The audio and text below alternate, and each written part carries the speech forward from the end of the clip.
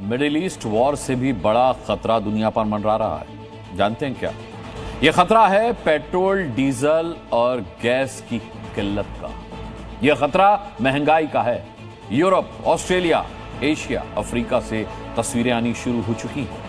कहीं खाने पीने की चीजें खत्म हो रही हैं तो कहीं पेट्रोल डीजल खत्म हो रहा है। भारत में भले ही अभी तक राशनिंग नहीं हुई है और सरकार कह रही है कि कोई कमी नहीं है, लेकिन दुनिया के दूसरे हिस्सों में न सिर्फ राशनिंग की जा रही है बल्कि पेट्रोल, डीजल, गैस को बचाने के लिए कोरोना काल वाले उपाय तक किए जा रहे हैं। ऑस्ट्रेलिया में राशन खत्म, पेरिस में तेल संकट, ऑस्ट्रिया में पेट्रोल डीजल की कमी, एशिया में पेट्रोल पंप पर भीड़। एक तरफ मिडिल ईस्ट और पश्चिम एशिया में बम बारूद और मिसाइलें चल रही हैं, तो दुनिया के बाकी हिस्सों में युद्ध के चलते हालात दिन प्रतिदिन खतरनाक होते जा रहे हैं। इस महायुद्ध ने दुनिया भर में लोगों को नई मुसीबत में डाल दिया है।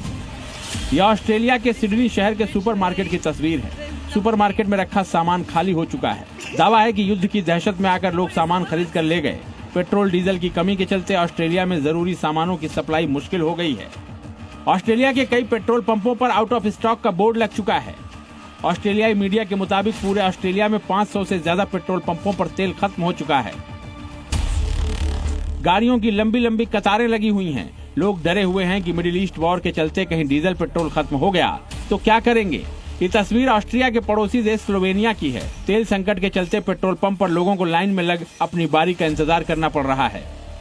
स्लोवेनिया की सरकार ने पेट्रोल डीजल की खरीद पर बंदिश लगा दी है। यहाँ एक प्राइवेट गाड़ी को एक दिन में सिर्फ 50 लीटर पेट्रोल डीजल मिलेगा और उद्योगों को अधिकतम 200 लीटर डीजल ही मिलेगा। होर्मुज स्ट्रेट के बंद होने के चलते कई देशों का मालवाहक समुद्री जहाज समंदर में ही फंसा हुआ है। किसी जहाज पर कच्चा तेल लदा है, किसी जहाज पर LPG, LNG। किसी को यूरोपीय देश में जाना है तो किसी जहाज को एशिया की तरफ आना है। तेल और गैस सप्लाई करने वाली दुनिया की बड़ी कंपनियों में से एक शेल के CEO ने पूरे यूरोप में बड़े खतरे का संकेत दिया है। CEO वाइल सावन ने कहा है कि अप्रैल में यूरोप में पेट्रोल, डीजल और गैस की किल्लत शुरू हो जाएगी।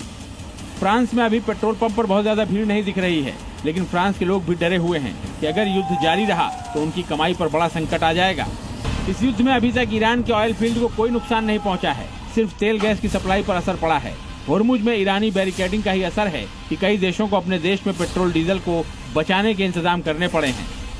श्रीलंका में स्कूल, कॉलेज और गैर जरूरी सरकारी दफ्तरों के लिए छुट्टियां घोषित कर दी गई हैं। प्राइवेट गाड़ियों के लिए हर हफ्ते 15 लीटर पेट्रोल की सीमा तय कर दी गई है। मिस्र में मॉल, रेस्टोरेंट और दुकानों को रात 9 बजे तक बंद करने का ऑर्डर है। वहाँ सरकारी इमारतें शाम 6 बजे तक बंद करने का ऑर्डर है। पेट्रोल पंप पर लगी ये भीड़ बांग्लादेश की है। वहाँ भी पेट्रोल, डीजल की कमी का असर दिखना शुरू हो चुका है। वहाँ कई पेट्रोल पंपों के पास ईंधन की सप्लाई बाधित है और जिनके पास पेट्रोल, डीजल है वहाँ लंबी लाइनें लगी हैं। बांग्लादेश ने तेल, गैस बचाने के लिए कई जतन शुरू कर दिए हैं। वहाँ शिक्षण संस्थाओं में ऑनलाइन क्लास शुरू कर दी गई हैं। रोजाना 5 घंटे बिजली की कटौती की जा रही है। प्रमुख तेल डिपो पर सेना तैनात कर दी गई है। इस वॉर के चलते जो ईंधन संकट की कमी आई है उसने फिलीपींस को भी परेशान कर दिया है। फिलीपींस में तो इमरजेंसी घोषित करनी पड़ गई है। फिलीपींस में 400 पेट्रोल पंप अस्थायी तौर पर बंद हैं। तेल की कमी के चलते कई उड़ानें रद्द कर दी गई हैं। जिन इलाकों में दुनिया का सबसे ज्यादा तेल है, दुनिया को ऊर्जा देने वाली गैस है, वहाँ आग के शोले धधक रहे हैं। जिन रास्तों से जहाजों को गुजरना है उसके आसपास धमाकों की गूंज सुनाई दे रही है। अगर मिडिल ईस्ट वॉर आगे और भयानक रूप लेती है तो फिर दुनिया के ज्यादातर पेट्रोल पंपों पर ऐसे ही बोर्ड लटके हुए दिखाई देंगे। ब्यूरो रिपोर्ट, जी मीडिया।